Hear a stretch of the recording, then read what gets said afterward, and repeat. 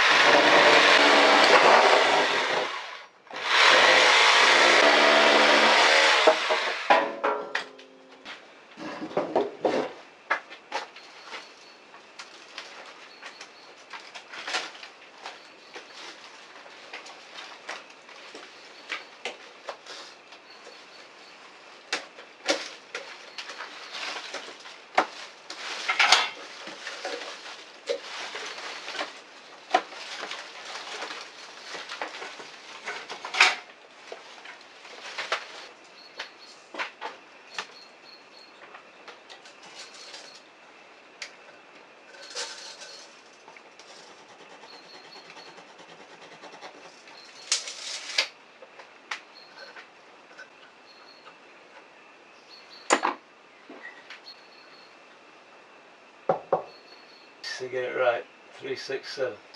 Okay, this angle was taken from the corner of the bent roof, as we described at the start of the video. Maybe video 1 or 2, at the beginning of video 2 maybe. And now then, if I cut that like that, then I'm going to have difficulty getting this off clean.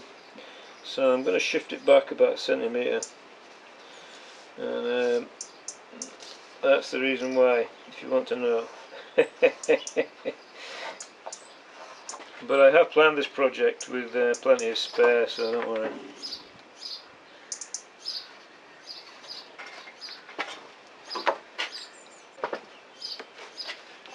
This edge of the cardboard was cut with a steel ruler and a Stanley knife to make sure it's really straight. That meets up exactly, that's perfect. So now we're going to saw this and then we'll measure it off at 367.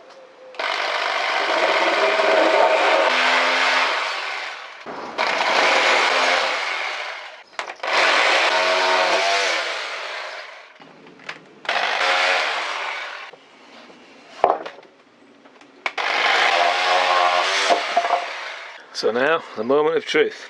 Does it fit or does it no? So the idea is that this little ledge here will be used to rest on the beam, so that I can install this single-handed, because I'm going to want to help me out with it at the moment. And these screw into the beam that's on the garage itself.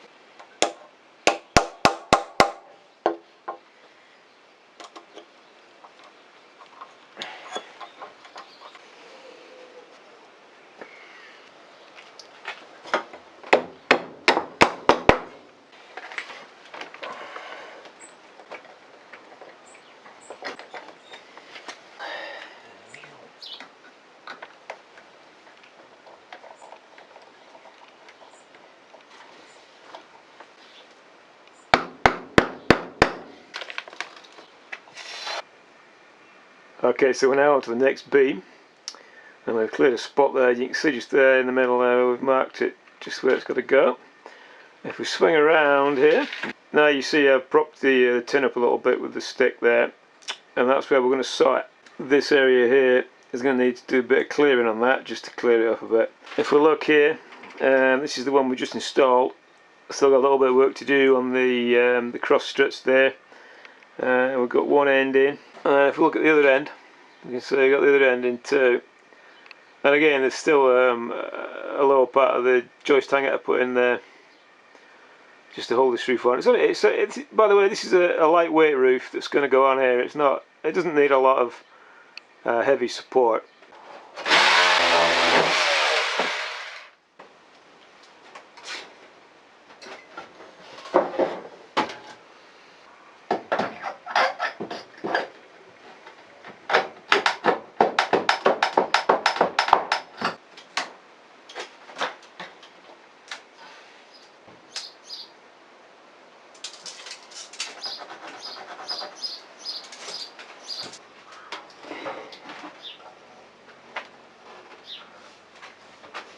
Right, so there we are folks, at the end of day one. Still got some work to do on these cross struts, and we've got one beam in here, and if we swing around, ooh, a wee blurry there, and then refocus, we can see we've got 2 more beams in there, and there's still some lower joist hangers to go in. The cross struts there still need a little bit of work, but I do need a drill, and that's been ordered and it's on the way.